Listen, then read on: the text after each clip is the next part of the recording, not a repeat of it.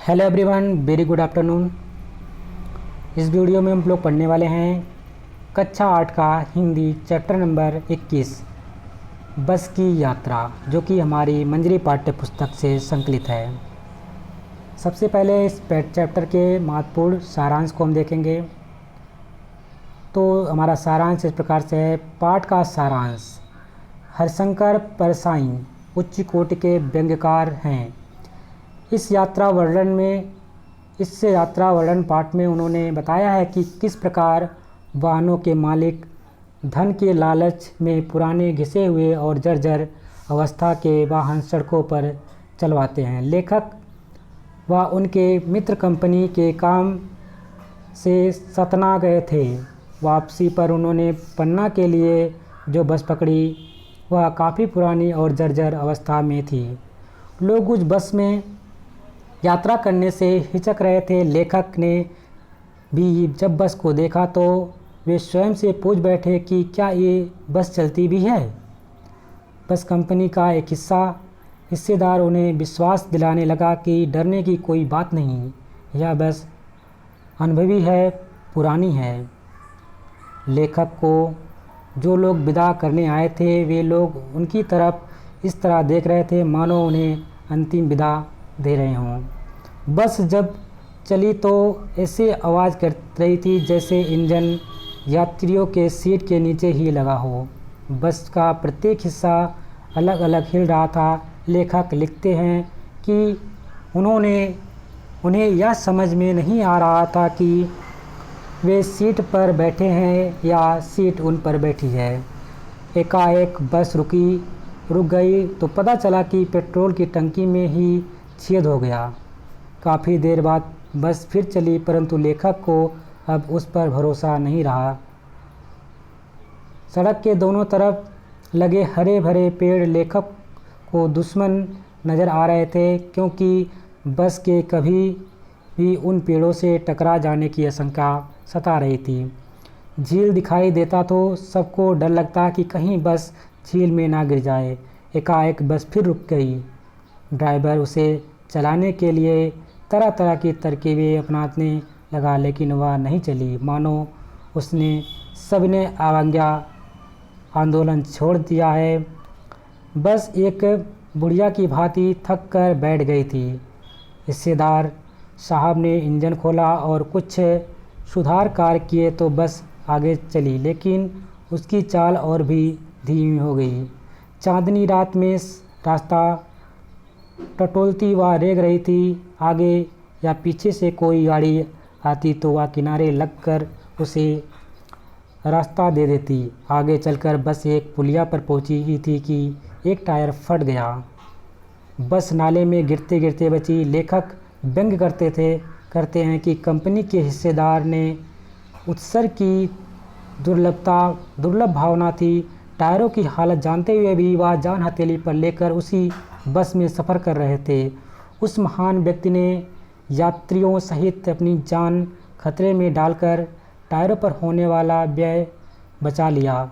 दूसरा घिसा टायर लगाकर बस फिर चली, लेकिन लेखक ने अब पन्ना तो क्या कहीं भी पहुंचने की उम्मीद छोड़ दी थी। तो ये इस चैप्टर का सारांश था। अब हम इस चैप्टर के महत्वपूर्ण प्रश्न अभ्यासों को देखेंगे। पहला प्रश्न यहाँ पे बनता है कुछ करने को।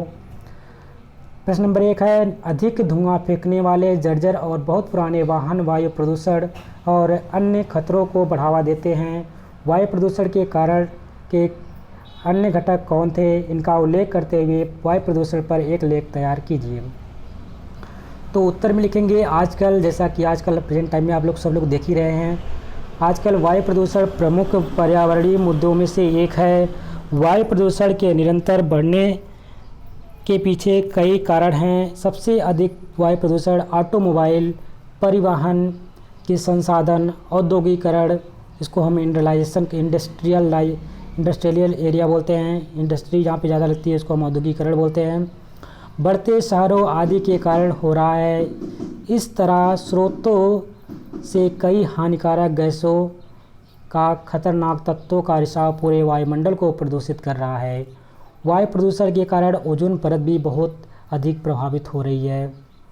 मनुष्यों की बढ़ती जनसंख्या के कारण उनकी आवश्यकता में भी वृद्धि हो रही है, जो कि प्रदूषण का मुख्य कारण है। मनुष्य की दैनिक गतिविधियाँ भी वातावरण को गंदा करने का कारण होती हैं, जो जलवायु में नकारात्मक परिवर्तन के लिए मजबूर करती हैं। तो कहीं ना कहीं सबसे ज़्यादा अगर इफ़ेक्ट हम बात करते हैं, जो इफ़ेक्ट पड़ रहा है पर्यावरण प्रदूषण के लिए, वो सबसे ज़्यादा हम मानते हैं जनसंख्या वृद्धि का। जो यहाँ पे एक्सपोनेंशियल जनसंख्या पॉपुलेशन ग्रोथ हो रही है, उसका कहीं ना कहीं सबसे ज़्यादा कारण है पेड़ों की कटाई, वनों का जो हमारे वन है काटते जा रहे हैं। और जिस प्रकार से हमारा औद्योगिकरण हो रहा है, शहरीकरण हो रहा है, तो वहाँ पे कहीं ना कहीं ये हमारे पर्यावरण प्रदूषण को नुकसान पहुँचा रहा है। ग्लोबल वार्मिंग हो रही है, कार्बन डाइऑक्साइड की मात्रा बढ़ रही है, ऑक्सीजन की कमी हो रही है। ये सब एसी फेसी जो लग रहे हैं, इसके वजह से आप देखते हैं पर्यावरण प्रदूषण, एयर पोल्यूशन, कितने प्रकार के प्रदूषण हमारे समाज में आ चुके हैं, हमारे पर्यावरण में आ चुके हैं, जिससे काफ़ी ज़्यादा हानि हम लोग को हो रही है। इसके उपाय हो सकते हैं कि आप ज़्यादा से ज़्यादा पेड़ लगाइए, जनसंख्या वृद्धि को रोकिए। और भी कई कारण हैं, तो जैसे यहाँ पे कुछ दिए गए हैं कि और आपको, तो इसमें देखेंगे आगे जो यहाँ पे लिखा है औद्योगिकरण की प्रक्रिया में कई हानिकारक गैसों, कणों, पेंट और बैक्टीरिया का आक्रामक संचालन, सिगरेट आदि, कार्बन मोनोऑक्साइड, इसको हम बोलते हैं, बहुत ही जहरीली गैस होती है, मतलब एक तरीके से दम घोटी गैस होती है कार्बन मोनोऑक्साइड CO। और ये तो कार्बन डाइऑक्साइड हो गया। तो कार्बन मोनोऑक्साइड परिवहन के साधन कार्बन डाइऑक्साइड और अन्य जहरीली पदार्थों को वातावरण में छोड़ते हैं। सभी तरह के प्रदूषण पर्यावरण से जुड़े हुए हैं, जो ओजोन परत को हानि पहुंचाकर सूर्य की हानिकारक किरणों को पृथ्वी पर आमंत्रित करते हैं। तो जो ओजोन लेयर है हमारा, O3 जिसको हम बोलते हैं, इसको ओजोन, इसकी वजह से जो हमारा CFC गैस होता है, क्लोरोफ्लोरोकार्बन होता है, उसकी वजह से क्या हो रहा है कि ओजोन परत का क्षरण हो रहा है, ओजोन परत नष्ट हो रही है। और कहीं ना कहीं जो हमारी पराबैंगनी किरणें होती हैं, जो हमारे लिए नुकसानदेह होती हैं, हमारे स्किन के लिए बहुत ही खतरनाक है, स्किन कैंसर जैसे बीमारी, घातक बीमारी हो सकती है उससे। तो ये सब के लिए उत्तरदायी है, जो कि ये कार्बन डाइऑक्साइड, कार्बन मोनोऑक्साइड, ये सब का CFC है, क्लोरोफ्लोरोकार्बन है, मेथेन है, ये सब कहीं ना कहीं हमारे पर्यावरण प्रदूषण को बढ़ा रहे हैं और ओजोन लेयर को ये क्या कर रही हैं, तोड़ रही हैं, जिससे हमारे ऊपर बहुत ही हानिकारक इम्पैक्ट पड़ रहा है। उनकी किरणों के द्वारा हमारे स्किन को जला देती हैं किरणें। तो ये सब हमारे प्रदूषण के कारण हैं। वायु प्रदूषण के स्तर को कम करने के लिए हमें दैनिक क्रियाकलापों में बड़े स्तर पर परिवर्तन लाने होंगे। अगर हमें वायु प्रदूषण जो है कम करना होगा, तो हमारे जो दैनिक क्रियाकलाप हैं उसमें कहीं ना कहीं बड़े स्तर पर परिवर्तन लाने की आवश्यकता है। वायु प्रदूषण के प्रभाव को कम करने के लिए पेड़ों को नहीं काटना। सबसे पहले हमें क्या करना काम है कि अगर आप पेड़ काट भी रहे हैं किसी वजह से, तो उसके जगह पे 2 पेड़ कम से कम लगाइए आप। और उन गतिविधियों को करना चाहिए जो वातावरण को प्रदूषित करने वाले तत्वों को रोकने में सहायता करें। उन गतिविधियों को करना चाहिए जो कि हमारे वातावरण को प्रदूषित करती हैं, उन तत्वों को हमें रोकना है। ऐसे हम गतिविधियाँ करें जिससे ये सब जो पर्यावरण प्रदूषण हो रहे हैं वो ना हो। तो हमें सबसे अधिक पहली बात पेड़ लगाने चाहिए, और हमारा जो वाटर हार्वेस्टिंग करना चाहिए। हमारे पानी जो बरसात के मौसम में जो पानी बरसता है, तो कहीं ना कहीं उसको संचित करना चाहिए, जिससे कि जो हमारे पेड़ पौधे रहेंगे उसको पानी मिलता रहेगा, वो हरे भरे रहेंगे, तो ऑक्सीजन देंगे, कार्बन डाइऑक्साइड की मात्रा कम होगी, हमारा ओजोन लेयर जो होगा सुरक्षित रहेगा। क्लोरोफ्लोरोकार्बन के जगह पे अगर पेड़ पौधे रहेंगे तो ठंडा मौसम रहेगा, एसी की आवश्यकता नहीं होगी। बहुत से ऐसे चीज़ें हैं जिससे हम पर्यावरण प्रदूषण को बचा सकते हैं। लेकिन सिर्फ एक ही काम हमें करना है कि अगर कोई पेड़ काटते हैं तो कहीं ना कहीं उससे बहुत ज़रूरी है काटना, तभी इसको काटिए, वरना ना काटिए। और काट भी देते हैं तो उसके स्थान पे कम से कम आप 5 पेड़ लगाइए। हर बरसात के मौसम में आप 5 पेड़ ज़रूर लगाएं। आज ही से आप इसको संकल्प में बांध लीजिएगा। अपने पर्यावरण को सुरक्षित रखना है, तभी आप जी सकते हैं। अगर आप इस समय जी रहे हैं तो अपने भविष्य यानी सस्टेनेबल डेवलपमेंट यानी कि आपके सतत विकास के लिए, अपने आने वाली पीढ़ी के लिए कहीं ना कहीं जो ऑक्सीजन की मात्रा है वो बचा के रखिए, पेड़ पौधों को बचा के रखिए। आज के समय में आप तो ले रहे हैं ऑक्सीजन भरपूर, पर आगे चल के आपकी आने वाली पीढ़ी को मिल पाएगा नहीं मिल पाएगा। अगर आप आज से नहीं बचाएंगे पता नहीं उनको मिलेगा नहीं मिलेगा, लेकिन अगर आप आज ही से बचाते रहेंगे, अपने भविष्य की चिंता करेंगे, अपनी आने वाली पीढ़ी की चिंता करेंगे, तो कहीं ना कहीं वो सभी के लिए लाभप्रद होगी और हमारा पर्यावरण भी सुरक्षित रहेगा। तो आप पेड़ लगाना बिल्कुल ना भूलिए। अगर ये चैप्टर पढ़ रहे हैं तो पेड़ ज़रूर लगाइएगा। अगला प्रश्न है विचार और कल्पना से। प्रश्न नंबर 1 बनता है, लेखक ने बस को सजीव रूप में देखा है। अनुमान लगाइए कि अगर लेखक बस से बातचीत करते तो उनके और बस के बीच में कहाँ कहाँ और क्या क्या बातें होती। उत्तर में लिखेंगे, लेखक और बस अगर आपस में बातचीत करते तो निम्न जगहों पर उनकी बीच इस तरह की बातें होती, जैसे कि सबसे पहले लेखक और बस की बातचीत वहाँ हुई होगी जहाँ लेखक ने पहली बार बस को देखा। लेखक क्या कहता, बस माता जी आपको नमस्कार। धन्य है आप जो इतनी वयोवृद्धा होने पर भी यात्रियों की सेवा में तत्पर हैं। क्या आप इस उम्र में थकान महसूस नहीं करती? तो बस का उत्तर क्या होता, क्या करूं बेटा, गुलाम हूं, अपनी मर्ज़ी से कहाँ जी सकती मैं अपनी ज़िंदगी। बस कंपनी के मालिक को मुझ बुढ़िया पर तरस ही नहीं आता। रिटायरमेंट की उम्र में भी मुझे काम करवाया जा रहा है।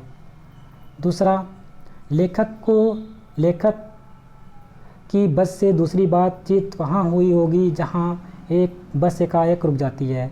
तो लेखक कहता, बस मैया रुक क्यों जाती हो बार बार, लगता है कुछ ज़्यादा ही थक गई हो। बस बोलती, तुम चिंता ना करो, तुम सबको तुम्हारे गंतव्य तक अवश्य पहुंचा दूंगी, देर सवेरे थोड़ा मुझे आराम कर लेने दो। तीसरा, लेखक और बस की तीसरी बातचीत तब हुई होगी जब बस नाले में गिरते गिरते बचती है।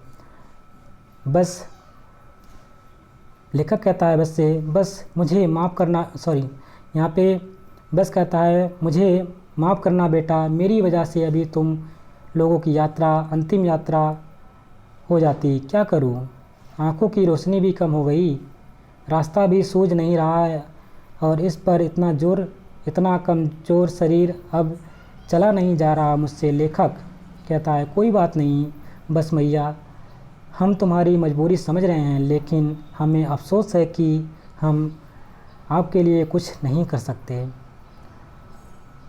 अगला प्रश्न है व्यंग से। पहला प्रश्न है, लोगों ने शाम वाली बस से सफ़र करने के लिए सलाह क्यों दी थी? उत्तर में लिखेंगे, बस बहुत ही पुरानी और जर्जर अवस्था में थी, रास्ते में कहीं भी खराब या दुर्घटना का शिकार हो सकती थी, इसलिए लोगों ने शाम वाली बस से सफ़र नहीं करने की सलाह दी। क्वेश्चन में नहीं था, थोड़ा करने की सलाह यहाँ पे नहीं पढ़े थे, तो उसको आप करेक्ट कर लीजिएगा। आगे देखते हैं अगला प्रश्न। प्रश्न नंबर 2 है, लेखक के मन में बस को देखकर श्रद्धा का भाव क्यों उमड़ पड़ा? तो उत्तर में लिखेंगे, लेखक ने यह कथन व्यंग्य स्वरूप लिखा। हम भारतीयों को यह संस्कार है कि हम बूढ़े बुजुर्ग पुरुष या महिलाओं को अत्यंत सम्मान और श्रद्धा के दृष्टि से देखते हैं। बस भी अत्यंत पुरानी और जर्जर अवस्था में थी, इसलिए लेखक ने बस का मानवीकरण करते हुए कि वृद्ध बस को देखकर मन में श्रद्धा का भाव उमड़ पड़ा। प्रश्न नंबर 3, बस तक लेखक और उसके मित्र को छोड़ने आए हुए लोगों के मन में क्या क्या भाव उठ रहे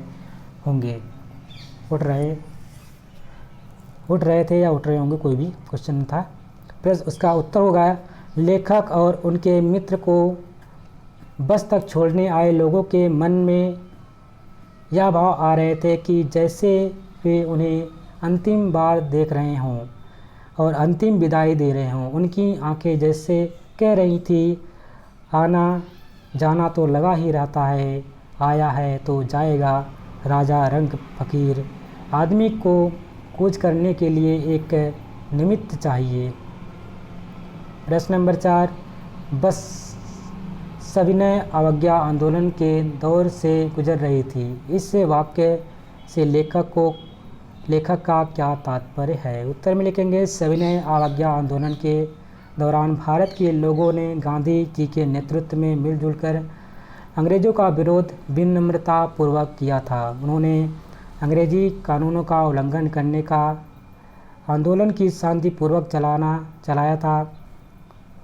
बस का भी लगभग यही हाल था। बस का प्रत्येक भाग जर्जर था, कोई भी भाग ठीक ढंग से कार्य नहीं कर रहा था और प्रत्येक भाग एक दूसरे से असहयोग कर रहा था। इसलिए लेखक ने ऐसा लिखा कि बस सविनय अवज्ञा आंदोलन के दौर से गुजर रहा है। प्रश्न नंबर 5, उत्सर्ग की ऐसी भावना दुर्लभ है। लेखक ने यह किसके लिए, क्यों और किस संदर्भ में कहा? उत्सर्ग की ऐसी भावना दुर्लभ है। लेखक ने यह बात बस कंपनी के हिस्सेदार के लिए कही। हिस्सेदार बस के टायरों की हालत जानता था, फिर भी उसने टायर नहीं बदलवाया और धन कमाने के चक्कर में बस को चलाता रहा। उसे यह भी नहीं पता था कि इन टायरों की वजह से बस कभी भी दुर्घटनाग्रस्त हो सकती है। फिर भी वह यात्रियों के साथ साथ अपनी जान की परवाह न करते हुए बस में सफ़र करता रहा। धन के प्रति उसकी लोलुपता पर कटाक्ष करते हुए लेखक ने ऐसा लिखा है। अगला प्रश्न है भाषा की बात से। पहला प्रश्न है, पाठ में कुछ शब्द जैसे हाजिर, सफ़र उर्दू भाषा के शब्द हैं। ऐसे ही पाठ में आए अन्य भाषाओं के शब्द को छांटकर लिखिए। तो उत्तर में लिखेंगे संस्कृत भाषा का जो शब्द है मित्र, श्रद्धा, वयोवृद्धि, अत्येष्टि, प्रणांत, ये हमारे जो शब्द हैं संस्कृत भाषा के हैं। वृद्धावस्था और उत्सर्ग और निमित्त, ये भी हमारे संस्कृत के शब्द हैं।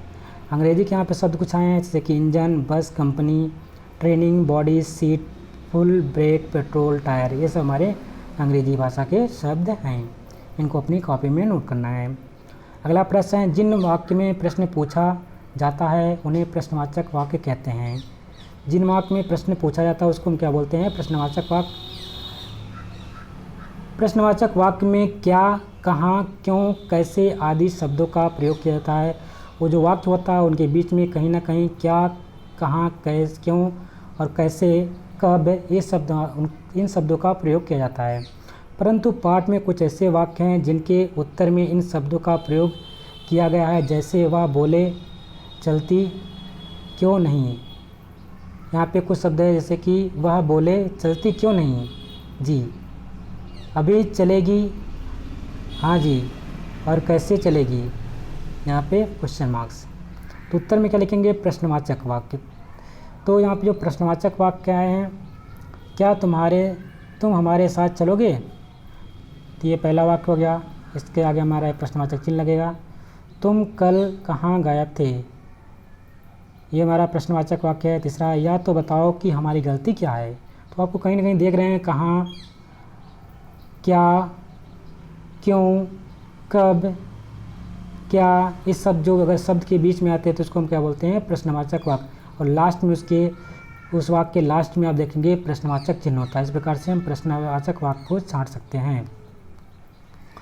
प्रश्न नंबर 3, जिन शब्दों में एक से अधिक अर्थ होते हैं उन्हें अनेकार्थी शब्द कहते हैं। जैसे कि बस यातायात के साधन के अर्थ में और पर्याप्त के अर्थ में प्रयुक्त है। जो हमारा बस शब्द है, एक तो हमारा यातायात के साधन में प्रयुक्त होता है और एक हमारा बस, हम कहते हैं कि बस हो गया, इतना ही खाएंगे, वो पर्याप्त है, किसी पर्याप्त शब्द के लिए प्रयुक्त होता है। इसको हम बोलते हैं अनेकार्थी शब्द। तो नीचे दिए गए अनेकार्थी शब्दों के अर्थ लिखकर उनका वाक्य में प्रयोग करना है। तो पहला यहाँ पे एक उदाहरण के एग्जाम्पल के तौर पे समझाया गया था। बस का 2 अर्थ होता है, एक तो यातायात के लिए हम प्रयुक्त करते हैं, दूसरा पर्याप्त के लिए हम कहते हैं बस करिए, खा चुके हैं, मतलब कि बहुत हो गया, यानी पर्याप्त हो गया, अब नहीं खा लेंगे, बस करिए। और एक हमारा बस जो होता है यातायात के, आप जानते ही हैं बस। इसी प्रकार से और भी शब्द आए हैं, इनको क्या करना है, उसका अर्थ लिखना है और अपने वाक्यों में प्रयोग करना है। तो पहला शब्द है कर। कर का मतलब होता है हाथ। इसका कर का मतलब हाथ, और यह है पत्र दादी जी के कर कमलों से लिखा गया था। दूसरा है कर का मतलब होता है टैक्स। एक तो कर हमारा हाथ हो गया जिसका हमने वाक्य में प्रयोग किया, यह पत्र दादी जी के कर कमलों से द्वारा लिखा गया था। दूसरा कर का मतलब होता है टैक्स, जो हम टैक्स पे करते हैं ना किसी चीज़ का, जीएसटी समेत हो गया है। तो डी जैसे कि जीएसटी का फुल फॉर्म होता है गुड एंड सर्विसेज टैक्स, ठीक है, कोई टैक्स मिला करके। तो ये एक टैक्स, इसको हम हिंदी में कर बोलते हैं। इस कर का मतलब होगा हमने अपना बिक्री कर समय पर जमा करना चाहिए। जो हमें अपना बिक्री कर होता है उसको समय पर जमा करना चाहिए। दूसरा यहाँ पे शब्द दिया गया है पत्र। एक पत्र का मतलब होता है चिट्ठी। तो बहुत दिन से अनुज का पत्र नहीं आया, किसी का भी नाम लिख सकते हैं आप। बहुत दिन से रमेश का पत्र नहीं आया, बहुत दिन से राम का पत्र नहीं आया, जो भी लिखना लिख सकते हैं। दूसरा पत्र का मतलब है पत्ता, जो पत्र हम बोलते हैं बेल पत्र लेकर आइए, ये हमारा इंग्लिश का संस्कृत का वर्ड है। तो हम कहते हैं बेल पत्र लेकर आइए, आम का पत्र लेकर आइए, पल्लव लेके आइए। तो ये जो दूसरा पत्र का उसका मतलब हम क्या बोलेंगे, पत्ता। तो शिव जी को बेल पत्र चढ़ाया जाता है। तो आप देखते हैं जब शिवरात्रि आती है तो कहते हैं बेल पत्र चढ़ाना है हमको, तो शिव जी को बेल पत्र चढ़ाया जाता है। अगला शब्द है सोना। सोना का मतलब होता है स्वर्ण यानी धातु। एक सोने का मतलब होता है स्वर्ण या धातु यानी धातु।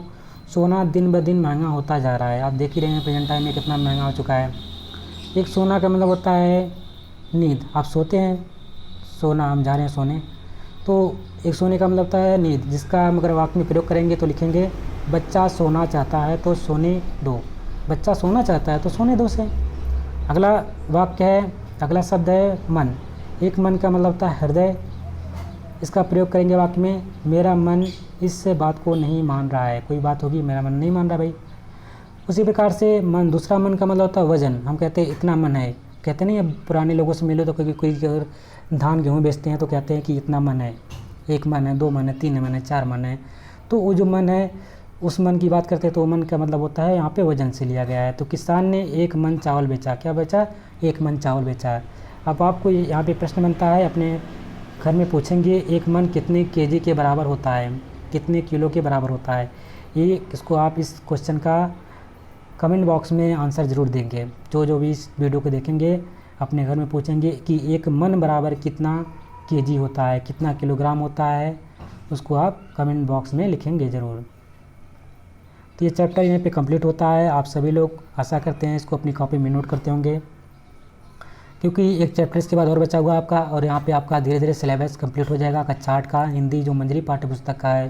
फिर उसके बाद हम कक्षा 8 का कुछ बच्चों ने बोला है कि सर आप हिंदी क्या नाम है कि साइंस का आप क्लास स्टार्ट करिए। तो कहीं ना कहीं कल से हम सोच रहे हैं, कल से आपका, आज 3 तारीख हो गया, कल 4 तारीख को, 4 तारीख से आपका क्लासेस स्टार्ट हो जाएंगी साइंस की, और धीरे धीरे मैथ्स की भी हम स्टार्ट कर देंगे। तो साइंस और मैथ्स चलता रहेगा। उसके बाद वो कंप्लीट होने के बाद अब हाई स्कूल का भी देखना है हमको, हाई स्कूल क्या नाम है 9th का भी। तो धीरे धीरे सबके धीरे धीरे से स्टार्ट हो जाने हैं। आप सभी लोग अच्छे से पढ़ाई करते रहिए। अगर आपके एग्ज़ाम से होते हैं, अगर नहीं होते हैं तो आने वाले समय में तो होंगे ही होंगे। तो ये वीडियो पड़ी रहेगी तो आप कहीं पे भी देख कर जाकर देख सकते हैं, इस क्वेश्चन को वहाँ से नोट कर सकते हैं अपनी कॉपी में। अगर आपको होमवर्क दिया जाता है, होमवर्क में आप यहाँ से क्वेश्चन को कर सकते हैं, कोई दिक्कत नहीं होगी। सभी क्वेश्चन ऑथेंटिक है, बहुत ही इंपॉर्टेंट क्वेश्चन है। इससे आगे कहीं पे कोई क्वेश्चन पूछा नहीं जाएगा, आपके बोर्ड के लिए बहुत ही इंपॉर्टेंट क्वेश्चन है। तो आप सभी लोग इसको नोट करेंगे। धन्यवाद। जय हिंद, जय भारत।